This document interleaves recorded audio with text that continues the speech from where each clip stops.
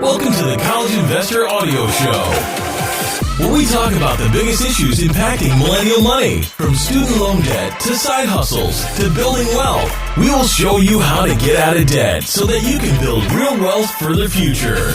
The end is near.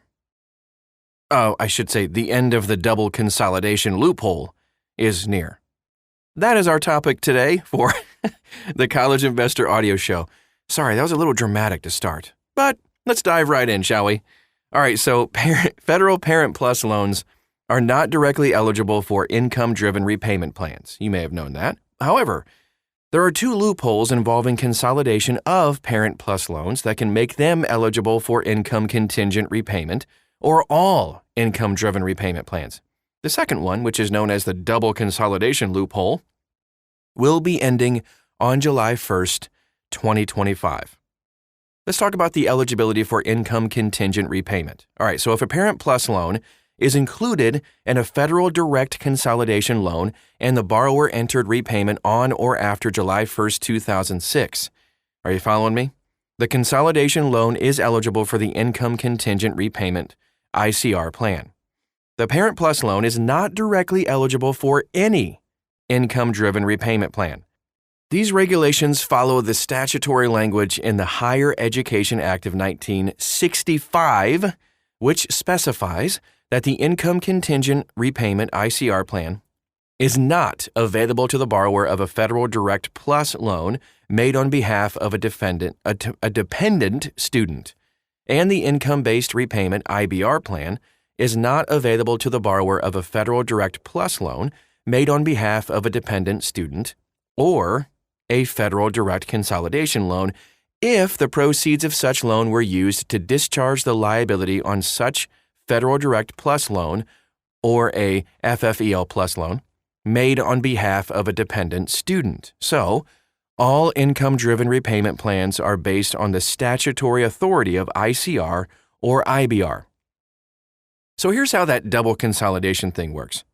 If a borrower consolidates a consolidation loan, that makes sense, that repaid a Parent Plus loan, sometimes the income-driven repayment plans will be available to the new consolidation loan because the loan servicer is not aware that the consolidation loan originally came from a Parent Plus loan.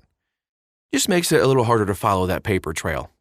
So, the original type of loan gets lost when the loans are consolidated for the second time. The U.S. Department of Education has maintained that this double consolidation is not eligible for an income-driven repayment plan, as it's contrary to the intent of Congress. However, they've kind of been unable to enforce their interpretation of the law and regulations because of inadequate tracking of the original type of the loans that were consolidated. Double consolidation is a multi-step process. The borrower must consolidate their Parent Plus loans with different servicers, and to do this, they must submit paper consolidation loan applications. If they consolidate online, the two consolidation loans will be merged. Two consolidation loans are necessary to enable the borrower to later consolidate the consolidation loans together. Woo! The borrower should include a request for the income contingent repayment plan with these consolidation loan applications to prevent the consolidation loan applications from being rejected because of a failure to specify a repayment plan. Stick with me. The borrower must wait for confirmation that the consolidation loans are complete before consolidating again, and this typically takes about a month and a half. The borrower must consolidate the two consolidation loans with a third servicer. 3 different people involved here. This consolidation can be done at studentaid.gov. One must use a new servicer because the other 2 servicers are aware that the borrower consolidated Parent Plus loans. The new consolidation loan will then have lost the tag showing the origin of the consolidation loan as including a Parent Plus loan. Normally, one would have to wait half a year, 180 days, before consolidating a consolidation loan. As otherwise, the loans would be merged into one of the existing consolidation loans. Using a third servicer bypasses this limitation. Okay, Now that we went all through the steps, let's take a look at what the end of the double consolidation loophole is and what it means. So the new income-driven repayment plan regulations, which were published in the Federal Register on July 10, 2023, eliminate the double consolidation loophole effective July 1, 2025. In case you want to look this up, the U.S. Department of Education specifies on page, are you ready? 43,836 of Volume 88, number 130 of the Federal Register. I just thought that was hilarious. I'm not going to read it because it's boring.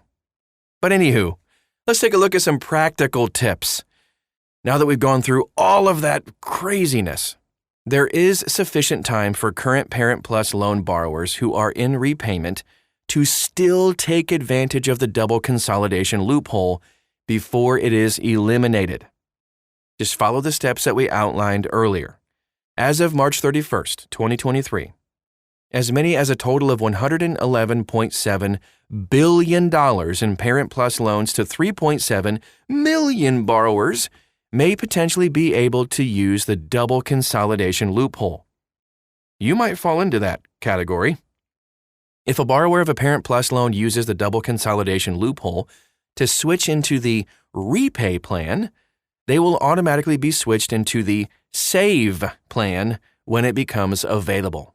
Parent Plus loans and federal direct consolidation loans that include Parent Plus loans are eligible for Public Service Loan Forgiveness, PSLF. If you are confused, I completely understand that was a whole bunch of information in a short amount of time. You can dive in very deep. Make sure you understand everything before you take the steps to actually do this stuff at thecollegeinvestor.com. If you have questions, comments, or anything else, please let us know. You can follow us on all over social media. We want to walk you through these things because we want you to basically win and get rid of all this debt in this best way possible. Tons and tons of stuff you can do to eliminate your student loans. Just search for The College Investor and you'll find us everywhere. And that is our show. Thanks again for stopping by today, and we'll talk to you again real soon.